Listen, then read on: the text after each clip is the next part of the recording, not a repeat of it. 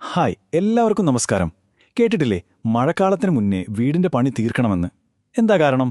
ആ മഴ പെയ്യുമ്പോഴാവും നമ്മൾ ആ ചോർച്ചയൊക്കെ കണ്ടുപിടിക്കുന്നത്. പക്ഷേ ആ പ്രശ്നം തുടങ്ങിയത് വർഷങ്ങൾക്ക് മുന്നേ ആകും അല്ലേ? ശരിക്കും പറഞ്ഞാൽ നമ്മുടെ ആരോഗ്യത്തിന്റെ കാര്യവും ഏകദേശം ഇതുപോലെ തന്നെയാണ്. അപ്പോൾ ഈ ചോദ്യം നമ്മൾ നമ്മളോട് തന്നെ ചോദിക്കണം. കാരണം എന്താണെന്ന് വെച്ചാൽ നമ്മുടെ ശരീരം തരുന്ന കുഞ്ഞു കുഞ്ഞു സിഗ്നലുകളില്ലേ, അതൊക്കെ നമ്മൾ മിക്കവാറും അങ്ങ് അവഗണിച്ച് കളയും. പക്ഷേ ഈ നിസ്സാരമെന്ന് നമ്മൾ കരുതുന്ന കാര്യങ്ങൾക്ക് പിന്നിൽ ഒരുപക്ഷെ വളരെ ഭയാനകമായൊരു സത്യം ഒളിഞ്ഞിരിപ്പുണ്ടാകാം. അതെന്താണെന്ന് നമുക്ക് നോക്കാം. ഇങ്ങനത്തെ വാർത്തകൾ നമ്മൾ എത്രയോ കേൾക്കുന്നു അല്ലേ? ഇതൊരു ഒറ്റപ്പെട്ട സംഭവമൊന്നുമല്ല. ഓൺലൈനിലൊക്കെ നമ്മൾ സ്ഥിരം കാണുന്നൊരു യാഥാർത്ഥ്യമാണിത്. ഒന്ന് ആലോചിച്ച് നോക്കിയേ, രാത്രി മക്കൾക്ക് വെള്ളമൊക്കെ കൊടുത്ത് സമാധാനമായിട്ട് ഉറങ്ങാൻ കിടന്ന ഒരാൾ രാവിലെ ഉണർന്നില്ലെങ്കിൽ എന്തായിരിക്കും അവസ്ഥ? ഈ ഒരു സംഭവം നോക്കൂ. മെഡിസിൻ പഠിക്കുന്നൊരു മിടുക്കൻ, അച്ഛനോ അമ്മയും ഡോക്ടർമാരാണ്.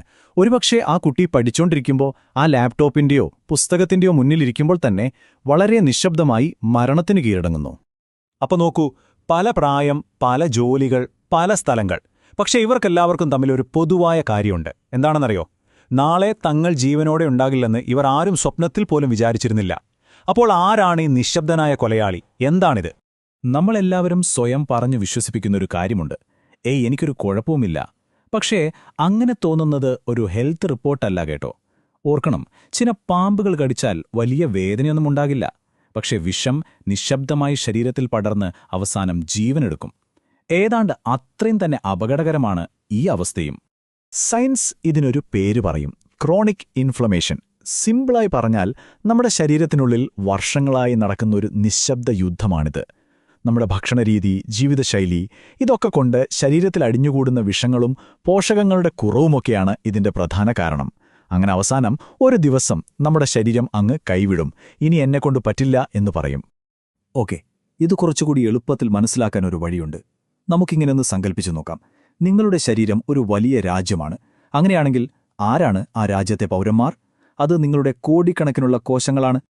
അപ്പോൾ ഓരോ പൗരനും, അതായത് നമ്മുടെ ഓരോ കോശത്തിനും ഒരു സുരക്ഷാ കവചമുണ്ട്, നമ്മുടെ രാജ്യത്തിന്റെ അതിർത്തി കാക്കുന്ന പട്ടാളക്കാരെ പോലെ. സയൻസിൽ ഇതിനെ സെൽ മെംബ്രെയിൻ അല്ലെങ്കിൽ കോശസ്തരം എന്നൊക്കെ പറയും. ഇനി ഈ അതിർത്തി നിർമ്മിച്ചിരിക്കുന്നത് എന്തുകൊണ്ടാണെന്നറിയാമോ?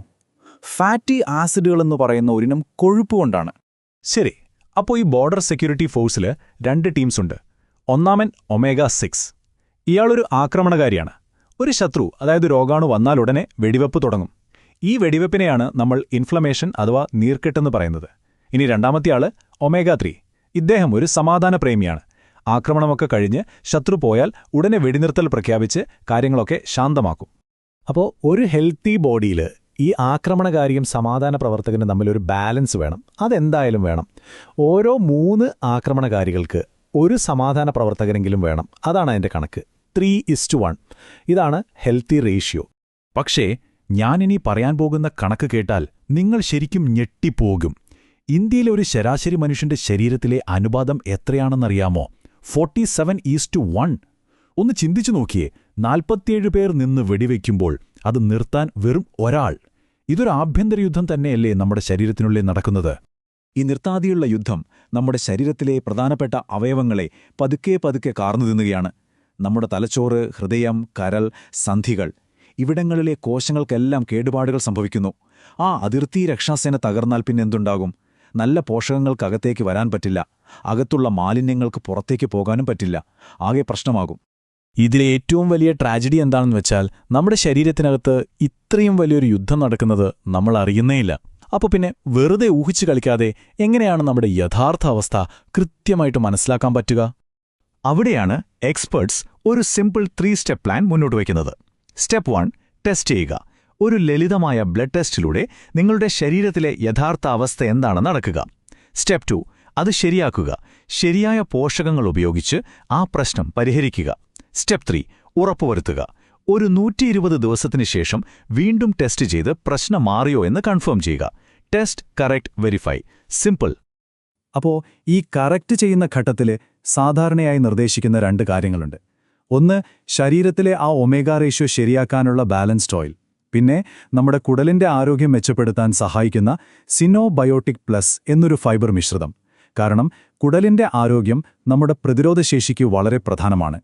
ഈ ഒരു രീതി പിന്തുടർന്നിട്ട് ജീവിതം തന്നെ മാറിമറിഞ്ഞ ചിലരുടെ അനുഭവങ്ങൾ കേൾക്കുന്നത് നമുക്കൊരു ധൈര്യം തരും. സൽമയുടെ കാര്യം തന്നെ എടുക്കാം.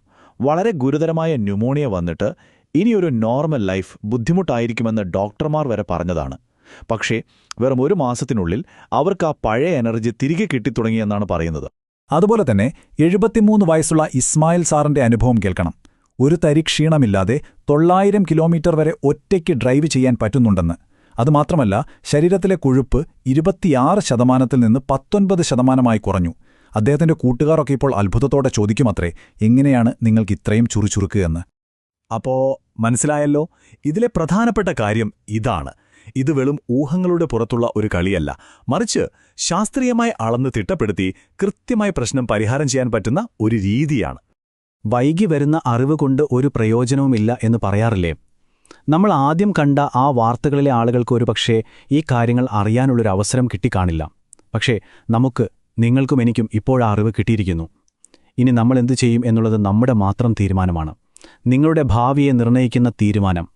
ഇതിനെക്കുറിച്ച് കൂടുതൽ അറിയാൻ ആഗ്രഹിക്കുന്നവർ ദയവായി ഞങ്ങളുമായി ബന്ധപ്പെടുക. ടെക്സ് കിറ്റ് ആവശ്യമുള്ളവർ നൽകിയിരിക്കുന്ന QR കോഡ് സ്കാൻ ചെയ്തു ഇന്ത്യക്കാർക്കായുള്ള ഔദ്യോഗിക സ്വീഡിഷ് കമ്പനി വെബ്സൈറ്റിൽ നിന്നും നേരിട്ട് വാങ്ങാം.